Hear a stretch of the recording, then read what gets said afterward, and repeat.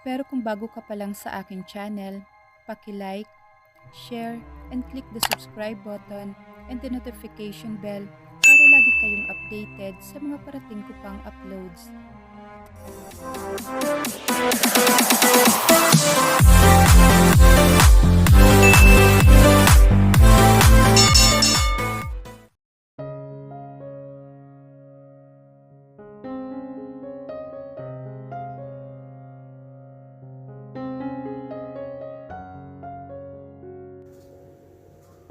Pagdating nila sa bahay ng tiyahin ay walang kasing saya ang ginang dahil hindi nito inaasahan na mapapadpad si Marco doon. Kahit na siya'y hindi inaasahan na magiging mabait ito sa dating labandera ni Doña Flora. Kaya nga gusto ko magpasalamat sa iyo, iho, at sa nobya mo dahil kung hindi kayo dumating, wala tagang panahon tong sa Alexandria na matulog dito.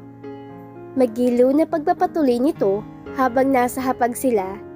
Wala sa loob nang napainom siya ng tubig. Nobya po? Nakangiting tugon ng binata.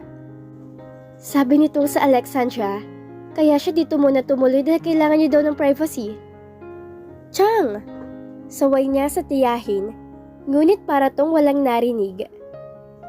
Kasalan na bang kasunod yan, iho? Ano po? Hindi ko naman po nobya si Cassie Kaibigan ko lang po. Hindi na niya napigilan ang mapataas ng kilay. Kaibigan? Sa bagay, taga Maynila to. Hindi nang pagtataka kung lahat ng babaeng na ikama nito'y tatawagin pa rin itong kaibigan. Oo nga at taga-probinsya siya, pero hindi lingid sa kanya ang buhay na meron ang mga katulad nito. Kaibigan? Sa katunayan nga po, nandito ako para sunduin tong sa Alexandria. May mga dokumento kasi na nasa library na hindi ko naintindihan. Siya lang po ang may alam nun Diba ibebenta mo naman ng lupa? Anong dokumento pang gusto mong pag-aralan? Hindi niya napigilang mapatsutsada. Napabaling ang tingin ng tiyahin sa kanya. Hindi ba pwedeng magbagong isip ko? Hindi. Hindi kailanman nagbabagong isip ng kagaya mo. Diba nga? Sigurado ka na kaya ka sumugod dito sa San Agustin? Bakit hindi mo subukan bumalik sa mansyon para malaman mo? Para ano? Para ulit. Bigla siyang natigilan. Nakalimutan niyang nasa harap pala siya ng tiyahin niya at nasa hapag pa sila. Babalik na ako bukas. Sabay yuko at nagpatuloy sa pagsubo. Muntik na niyang ipahamak ang sarili. Para pa rin kayong mga aso't pusa. Naiiling na sambit ng kanyang tiyahin. Akala ko sa tagal ng panahon na hindi kayo nagkita, ay hindi na ganito makikita ko. Parang palagay ko lalo pa yatang lumala. Kilala niyo ho ako, Chang. Hindi naman ho ako nagagalit kapag hindi ako inuunahan. Bahala na nga kayo, ang tatanda niyo na Lihim na lang siyang napairap. Bakit ang labas ay parang kasalanan niya pa? Sabay na kayo bukas bumalik sa mansyon, iho. Dito ka na lang matulog. Wala naman si Henry kaya pwede mong gamitin ang silid niya. Yun ay kung okay lang sa'yo. Okay lang po, salamat. Kung nakakamatay lang ang sama ng tingin, kanina pa siguro bumalagta ang lalaki. Naiinis siya dahil hindi niya maipakita dito ang galit niya dahil naroon ang tiyahin. Sa inis niya, madaling araw pa lang ay bumiyahe na siya at iniwan tong himbing payata sa pagtulog. Nag-iwan na lang siya ng note para si tiyahin at idinikit yon sa ref. Sanay na tong bumiyahe siya ng madaling araw kapag pupunta siya sa planta. Why you left me? Gustong mapataas ng kanyang kilay. Talagang nilapitan pa siya nito sa gitna ng initan para lang kumprontahin? Nakalimutan kong nandun ka pala sa bahay na tulog. Labas sa ilong niyang wika. I know you did that on purpose. Oh, come on, Marco. Nandito ka na. Ano pang problema mo? Is this all about what happened last time? Nagalit ka ba dahil nabitin ka? Halos manakit ang kanyang panga sa pagkiskisa ng kanyang mga ngipin. Damn you, Marco. Damn you! Iiwan na sana siya nito, ngunit agad siya nitong nahuli sa braso. It's not supposed to be that way. Pumiksi siya. Galit itong hinarap. Is that how you treat women? Made them feel worthless like a whore? Alam mo, Marco, galit ako sa'yo. Pero mas galit ako sa sarili ko. Mas nandidiri ako sa sarili ko because I let you treated me that way. Mapait itong natawa. Nandidiri? You even moaned and asked me not to stop. Isang malakas sa sampalang iginawad niya dito. Wala na siyang pakaalam kung may nakakita man sa kanila. Sumusobra ng binata. Sobra na nitong inapakan ng pagkababae niya. Mali yatang bumalik siya sa mansyon, pero wala siyang pagpipilian. She promised to herself kapag kaya na nitong patakbuhin mag-isang plantasyon, ay aalis na siya. Hindi niya masikmurang makasama sa isang bubong ang katulad nito. Let's talk at the library. Anito, nasadya yatang hinintay siya sa sala pagkatapos niya maghapunan. Sinadya niyang hindi makasabay dito sa hapag. Pasimple lang siyang tumango at nagpatiunan na maglakad para tunguhin ang library na nasa kaliwang bahagi lang ng sala. Ipinagpasalamat na lamang na kahit paano ay naging profesional naman to habang dinidiscuss niya mga konting pagbabago sa plantasyon mula nung nakaraang taon. Pati ang possibilities na lalago pa to kapag marami pa tong may hikayat na investor. Kung siya lang, wala masyadong nagtitiwala sa kanya dahil hindi siya masyadong kilala sa lipunan. May tiwala siyang mapapalago pa nito lalo ang planta, lalo na kapag papasok ang kanilang produkto sa listahan ng eksportasyon. Why Papa never mentioned this to me? Kunot ang noon nito habang pa isa-isang tinitingnan ang bawat papel na naroon. Hindi din naman kasi naging interesado si Sir Maynard sa pamamahala rito. Kahit sa pagpirma ng mga bangko para mapasok sa account mong buong income ng kapihan ay ako gumagawa. Binabawas ko na lang doon ang ibang expenses at lahat ng sahod namin sa planta. You have all the chance to have all the money. Hindi makapaniwalang sambit nito. Seryosong hinarap niya ito. Hindi ako gahaman sa pera, Marco. Kaya rin siguro ako pinagkatiwalaan ni Doña Flora tungkol sa lupa dahil kahit kailanman, hindi ko pinakita sa kanya na may interes ako sa pera niya. Saglit siyang tumigil at huminga ng malalim. I just love this place. Dito na kasi ako hinubog ng kabataan ko. And I can't imagine myself being in another place. Pero alam kong hindi naman po pwede yun. The deal is still a deal. You love this place? Just like how you love your first love, don't you? And who was your first kiss? Nahigit niyang hininga. Hindi alam kung paano isasalba ang sarili sa kahihiyang iyon. Gustong niyang magsalita, ngunit hindi niya matagpuan ang kanyang dila. Or maybe you're still in love with him. I guess I have explained everything. Good night, Marco. Sabay tayo. Not so fast, Alexandra. Tell me, who's that man? I still remember what you've said when you slapped me the second time I kissed you. It's none of your business. Mahinang sambit niya. Tatalikod na sana siya, ngunit bigla nitong hinilang kanyang braso na ikinasinghap niya. It's my goddamn business. Kasabay ng mainit na labing sumakop sa kanyang awang na bibig dahil sa pagkabigla. Her favorite flavor is vanilla. Kahit anong dessert gusto niya laging may vanilla. Pero sa pagkakataong yon, she tastes sweeter than the vanilla. Parang naisip niya tuloy mapapalitan ng paborito niya. The kiss is very different from the past kisses he gave her. It's soothing and full of gentleness. Kaya siguro hindi siya pumalag dahil agad na kumalat ang tamis niyon sa kanyang bibig. Ang dilat na dilat niyang mga mata ay unti-unting pumipikit at dinadamang halik ng binata. Nanunukso ang labi nito, siya naman ay nagpatukso. Kahit hindi alam kung paanong gagawin, ay kusang gumalaw ang kanyang labi para tugunin ang halik nito. Naisip niya, ganito rin kaya katamis ang lasa ng bibig nito sa ibang labi ng babae? Kay Cassie kaya? Sukat sa naisip ay bigla itong naitulak. Nasa guest room lang ang girlfriend nito, tapos nagawa niya makipaghalikan dito? What's wrong? Tila lasing na tanong nito.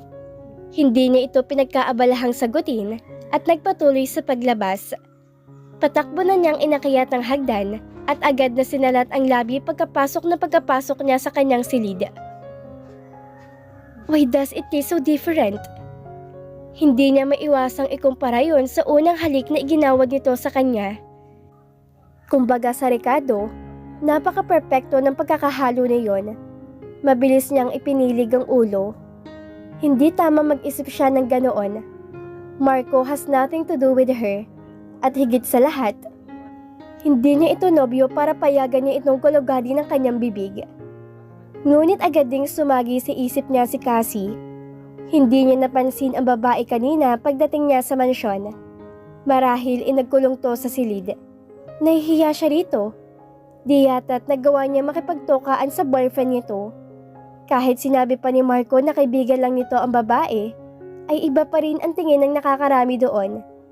Nasa probinsya sila at normal lang na ganoon ang paraan ng pag-iisip ng mga tao sa kanilang lugar. Kailangan niyang iwasan si Marco. Babae din siya. Tiyak na masakit din sa pakiramdam nito kapag nalamang may kahalikang iba ang boyfriend. Napakagatlabi siya sa huling sinabi nito tungkol sa kanyang first love. Honestly, parang puppy love lang yon. Lumalakas pang paniniwala niyang first kiss niyang first love at makakatuluyan niya. Ngunit habang siya'y lumalaki, nakakalimutan na niyang pakiramdam na yon dahil unti-unti na siyang nagkakaisip. Hindi niya lang sukat akalain na makikita pa ni Gabriel ang diary niya ngayon, ni hindi na nga niya matandaan kung saan niya yon inilagay. Maigi lang pala at hindi siya naglagay ng pangalan dahil tiyak iba yung panunuksong aabuti niya sa kaibigan. Minsan naisip rin niya paano pala kung sila ni Gabriel ang nakatadhana. Ngunit, hindi niya makapasa sa kanyang puso na mahalin pa ito, higit pa sa isang kaibigan. Ni hindi ito nagpapatibok na malakas ng kanyang puso, di katulad kanina nang halikan siya ni Marco. Hindi maaari. Manang, hindi ko na po nakikita si Cassie dito. Naitanong niya sa kasambahay habang nag-aalmusal. Wala kasi siyang naririnig na may tao sa guest room. Hindi ba nabanggit sa'yo ni Senyorito? Nabanggit ang alin po? Halos magkasunod lang kayong umalis nang umuwi ka saglit sa inyo. Paliwanag nitong may pagtataka. Ganun po ba? Tanging naitugon niya. Kaya pala hindi na niya nakita pati anino nito kahit sa planta. Ano yun? Tapos na ang papel nito sa buhay ni Marco? Kaya pinauwi na ng lalaki? Napailing siya. Kailan pa siya naging pakialamera? Kung ano man ang namagitan sa dalawa, ay wala na siyang pakaalam. Sabay silang napatingin sa pinto nang may tumikhim. Saglit siyang natigilan nang matuon ang tingin niya sa anyo ni Marco. He looked so fresh in his wet hair. Natuon ang tingin niya sa labi nitong kagabi lang ay nakadikit din sa kanyang labi. Napatikhim siya bigla nang mahuli ng mata niya ang bahagyang pag-angat ng itaas ng labi nito. Nahuli siya nitong nakatitig. Para pagtakpan ang pagkapahiya, mabilis niyang ibinalik ang pansin sa pagkain. Mabuti naman at nandito na kayong dalawa. Pagkuway, kuha ni Aling Suling sa kanilang pansin pareho. Tumikhim pa ito bago palipat-lipat ang tingin sa kanilang dalawa ni Marco. Ako'y magpapaalam sana sa inyo kahit 2 linggo lang. Bigla siya nag-alala sa boses nito. Bakit po, Nana? Yung pamangkin ko kasi, si Nene, kailangang operahan. Kailangan ako ng kapatid ko para palitan kami sa pagbabantay sa kanya sa hospital. Alam ko maling pagkakataon na ako'y Okay lang po, Nana. Matatanda na kami. Kaya na namin ang mga sarili namin. Biglang sabat ni Marco. Talaga ba, senyorito? Aba, salamat. Okay lang ba sa'yo, Alexandra? Tumango siya. Kahit may pag-aalala sa kanyang isip, may iwan silang dalawa lang ni Marco sa iisang bubong. Okay lang po. Kahit po saka na kayo bumalik kapag magaling na talaga si Nene. Ako na pong bahala sa bayarin. No, let me cover it. Gustong tumaas ang kanyang kilay. Aba, at may bait pala tong tinatago sa katawan? Ihahatid ko na po kayo sa bayan, Nana. Presinta niya. Bibisitahin ko na rin si Nene. Ikaw ang bahala kung ako'y hindi nakakaabala sa'yo. Nahihiyang tugon nito. Naku, hindi po. Sige po, ayusin niyo na po yung mga gamit niyo. Ako na po ang bahala dyan sa mga hugasin mamaya pagbalik. Salamat talaga, Alexandra. Kay bait mong bata. Pagpalain ka sana ng Diyos. Ang swerte na mapapangasawa mo. Natawa lang siya ng mahina sa sinabi nito. Pag-aasawa agad? Hindi ba pwedeng kasintahan muna? Wala sa loob na dabaling ang kanyang tingin kay Marco na nooy matamanding nakatitig sa kanya. Hindi na agad naiiwas ang tingin ng salubungin nito ang kanyang titig. Natuohan lang siya na magpaalam na si Aling Suling para mag-ayos. I can drive you there. Hindi na, okay lang. Tanggi niya sabay yuko. Kailan pa siya nailang sa presensya ng binata? Simula lang na masarapan siya sa halik nito, sukat sa naisip ay nag-init ang kanyang pisngi. You look flush. Ha? Tulad lang sabi niya sabay lapat ng kamay sa kanyang pisngi. Nag-iinit nga yun at sigurado siyang namumula ang magkabilang pisngi niya. Mabilis siyang tumalikod at nagkunwaring inaayos ang mga hugasin para pagtakpan ang pagkapahiya. Wala sa loob na nakagat niya ang pang-ibabang labi. Why she kept on thinking about that kiss? Bakit hindi yun maalis-alis sa kanyang isip? Takip silim ng sila'y pauwi, napansin niyang ilang grocery bag sa likuran ng sasakyan. I bought some burrs and nuts. Hope you don't mind. Bika nito nang tila napansin kung saan nakatuon ang kanyang tingin. Marahil namili kanina ang lalaki habang nasa loob siya ng hospital. Kailan ka ba naging concern sa opinion ko?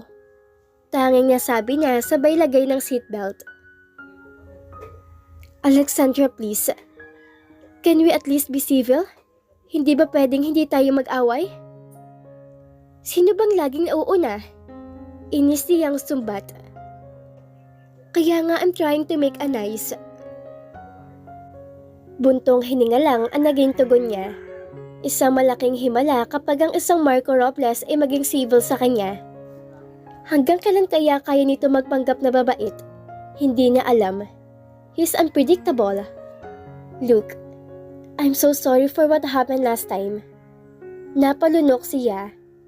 Ibinaling niya kaagad ang tingin sa labas. Hanggat maaari, ayaw niya yung pag-usapan. Sobrang pagkapahiya sa sarili ang kanyang nararamdaman kapag naalala niyang pangyayaring yon. Alexandra, please Marco, kung gusto mong pakitunguhan kita na maayos, please stop reminding me such nightmare. Magmaneho ka na, gagabihin tayo sa daan. Buong biyaheng tahimik siya, malayo ang tinatakbo ng kanyang isip. Ni hindi niya napapansin ang isa-isang pagpatak ng ulan. Shit! It's raining! Napapidlag siya, saka tumingin sa labas ng bintana. It's really raining. Mabuti na lang hindi na sila kalayuan sa mansyon. Sana lang hindi sila mamroblema sa daan. Isa yun sana sa ipapaayos nila kung may pagkakataon sana. A roof road na yun ang malaking problema kapag tag-ulan. Shit! Malutong na mura na naman nito. We're stuck! Sinubukan nito ulit iahon ng sasakyan, ngunit bigo ito. Malalim siguro ang putik na nadaanan nila. Malapit na tayo sa bahay. Pwede tayo maglakad. Suhestyon niya. What? Seriously? Unless gusto mo matulog dito? Taas na kilay na tanong niya. Wala ka bang emergency flashlight? Hindi pa naman masyadong gabi, ngunit ang madadaanan nila ay medyo masukal dahil sa naglalakihang mga kahoy kaya kailangan nila ng ilaw. I think I have. May kinuha to mula sa compartment isang emergency flashlight. Saglit tong tumingin sa kanya. Are you sure we will go through the rain? Tumango siya. I've done it a lot of time. Okay, we will do it. Kinuha nito ang mga pinamili sa likuran. Wala siyang choice, kundi tulungan to magbitbit ng mga yon habang sinusuong ang malakas na ulan. Mahigit 5 minuto sigurong kanilang nilakad para marating ang bahay. Pareho na silang nangangaligig sa lamig. Nang makapasok sila sa loob, ay agad nitong binuksan ng ilaw para lamang magpatigil sa kanya. Nasentro siya sa malaking salamin kaya kitang-kita niya kung gaano kabakat ang kanyang damit sa kanyang katawan. Lalo pa, at kulay puti ang kanyang blusa. Kitang-kita ang kulay itim niyang bra na bahagya lang natatakpan ang kanyang mga nipples. Napatingin siya kay Marco na nooy nakatingin din pala sa salamin. Napasunod ang tingin niya nang bitawan nito ang lahat ng bitbit sa sahig at mabilis sa tinawid ang kanilang pagitan. Para siyang naistatwa sa kinatatayuan kahit nasakop na nito ang kanyang mga labi. Saka lang siya nakahuma nang dumantay ang kamay nito sa kanyang basang dibdib. Parang napapasong bigla siyang napalayo dito. Para kasi siyang nakadama ng tila kuryente nang lumapat ang palad nito sa bahaging yon ng kanyang katawan. Taas baba ang dibdib niya habang nakaharap pa rin dito. Ngunit dama pa rin niya ang tensyon sa kanilang katawan. Dahil halos 1 pulgada lang ang pagitan nilang dalawa. Hindi niya magawang makapagsalita. Nanatiling nakatuon ang kanyang tingin sa mamula-mula nitong bibig. I think we need to change. Tila hindi kumbinsido ang wika nito. Nanatiling nakatitig sa kanya. Tumango siya. Yes, I think about that. Sang-ayon niya. Napalunok siya. Dahil tila nanunuyot ang kanyang lalamunan sa kabila ng pagkabasa ng buong katawan. Ni walang gustong maunang kumilos sa kanilang dalawa. Iisang bagay lang ang paulit-ulit na umuukol sa kanyang utak. She want to taste those sweet lips again. What do you want, Alexandra? Halos paanas na tanong nito. Tell me, what do you want? Napalunok siya. Hindi inaalis ang tingin sa labi nito.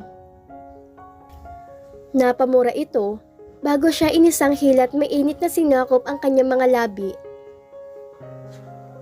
Para siya nagdidiliryo dahil unti-unting tinutupok ng init ang kanyang katinuan na magsimulang maglakbay ang mga kamay nito sa kanyang katawan. Marco, baka mapulmonya tayo. Nagawa niyang sabihin habang nakapikit. We better remove our clothes then. Anas nito sa kanyang tenga. Wala sa loob na tumango siya para sumang-ayon sa nais nito. Take off mine and I'll do yours. Napalunok muna siya bago sinunod ang nais nito. Ibinalik nitong pakikipaghalik sa kanya. Marubrob at puno ng pusok.